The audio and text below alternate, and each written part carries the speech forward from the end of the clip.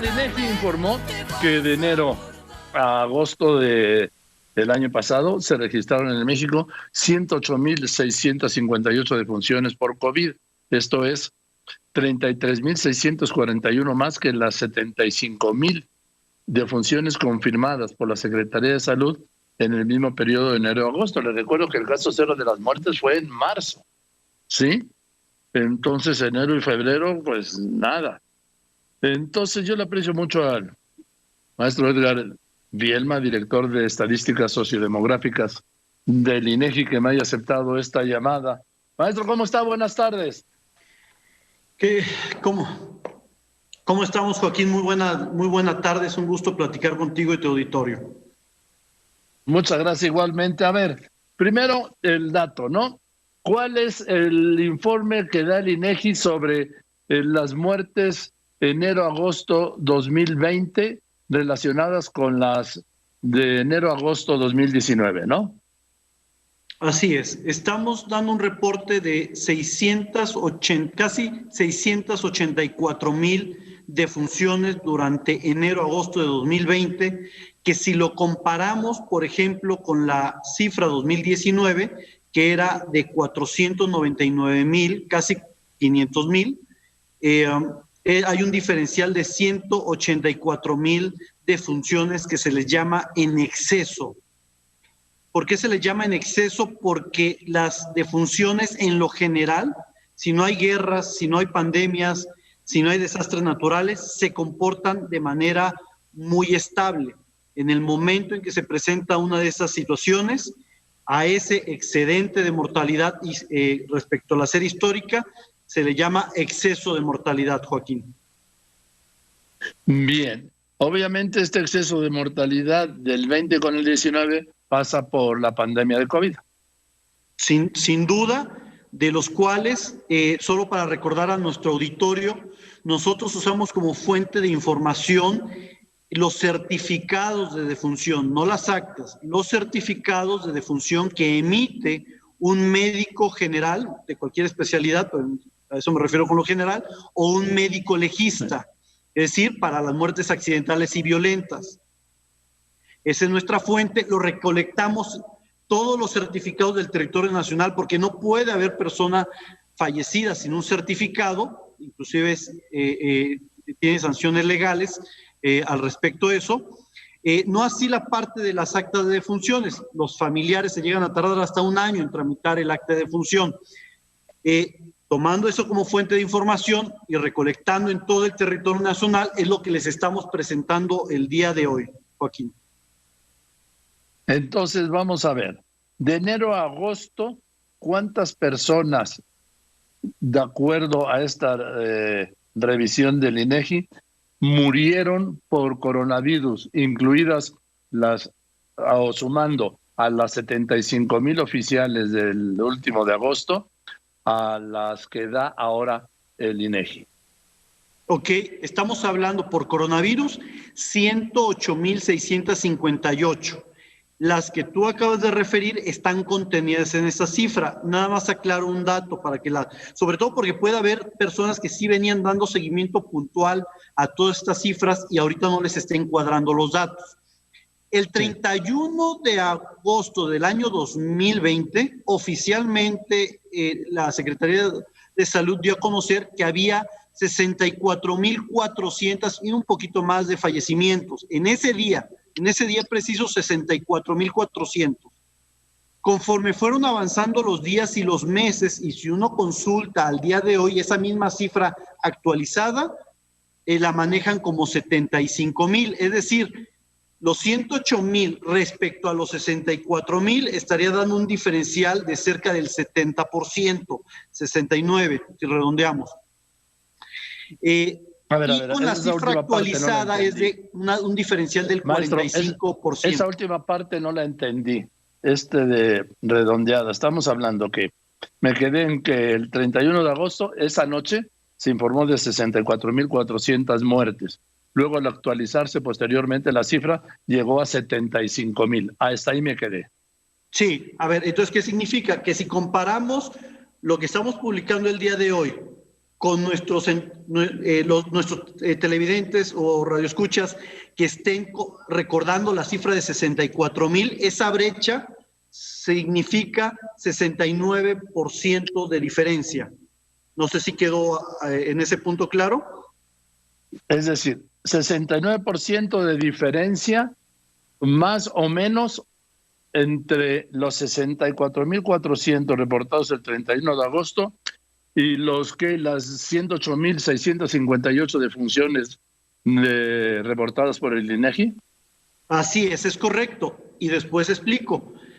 Con los meses, sí, la Secretaría de Salud actualizó esa cifra de 64,000 a 75,000. Sí. Y entonces la brecha, sí, se cierra a 45%. Sí.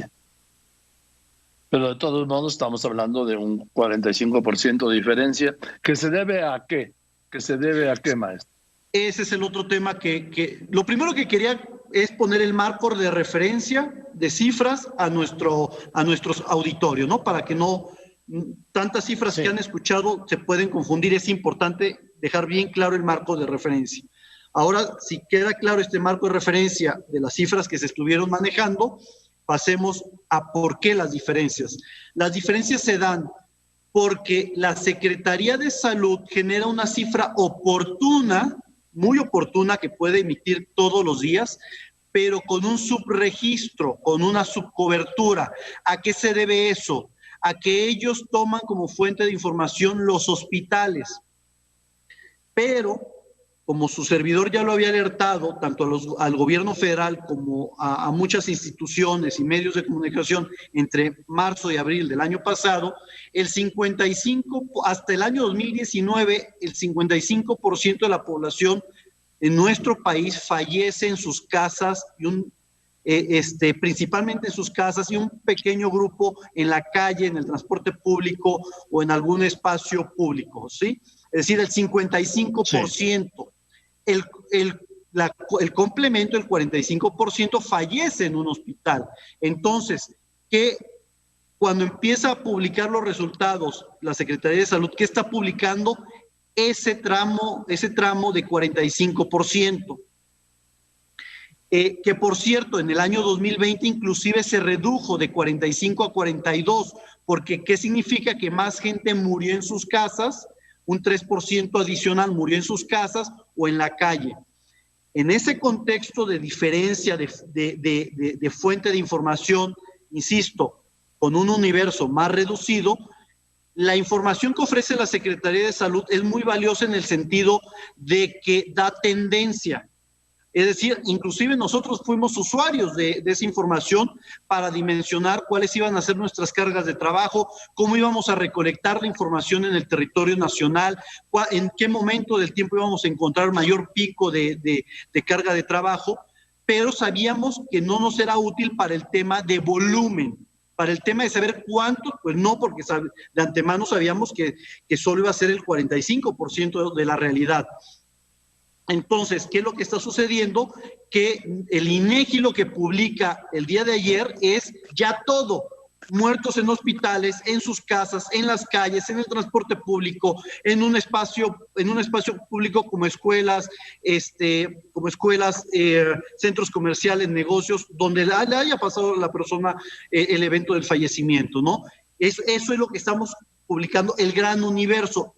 Segunda pregunta: ¿por qué hasta agosto? Por una razón muy sencilla. Como veníamos analizando las tendencias, tradicionalmente hubiésemos publicado hasta junio, que son cortes semestrales.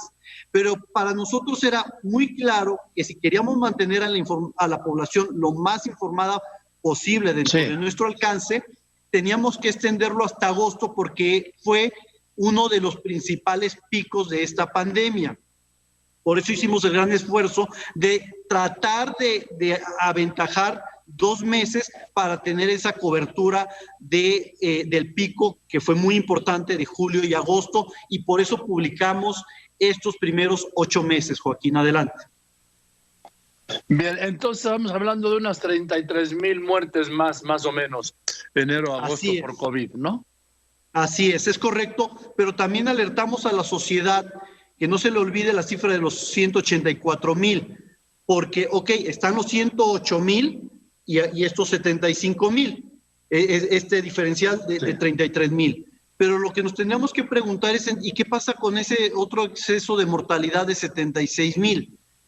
Ahí nos llama mucho la atención que hubo un incremento muy fuerte, particularmente en las enfermedades que están asociadas en comorbilidad al COVID, que son enfermedades al corazón, diabetes y neumonía, influenza, etc., ¿no? Es decir, también hay que estar muy alerta a qué sucedió con esos 76,000, porque hay al menos 3 hipótesis importantes que seguramente a lo largo de estos meses tendremos que estar estudiando los especialistas. Adelante, Joaquín.